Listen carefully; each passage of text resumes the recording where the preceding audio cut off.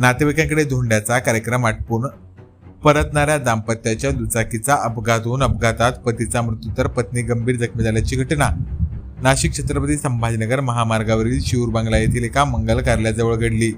याबाबत मिळालेल्या प्राथमिक माहितीनुसार दाम्पत्य हे धोंड्याचा कार्यक्रम आटपून परतत असताना शिऊर बंगला शिवारात एका मंगल कार्यालयाजवळ MS04 GR 1175 क्रमांकाच्या टँकरला त्यांची दुचाकी क्रमांक MH20 GD 0208 ही पाठीमागून धडकली।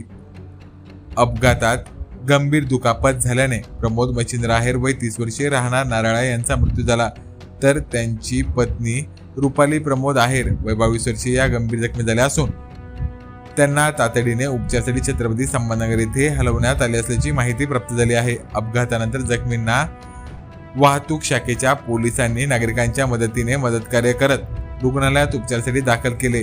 प्रमोद यांना वैजापूर येथील उपजिल्हा रुग्णालयात दाखल करण्यात आले होते, मात्र सायंकाळी 4 वाजेच्या सुमारास वैद्यकीय अधिकारी यांनी प्रमोद मच्छिंद्र आहेर यांना तपासून मृत घोषित केले, तर त्यांच्या पत्नीला उपचारासाठी छत्रपती संभाजीनगर येथे हलवण्यात आले असल्याची माहिती प्राप्त झाली आहे। अवघ्या महिनाभरापूर्वीच त्यांचा विवाह झाला होता।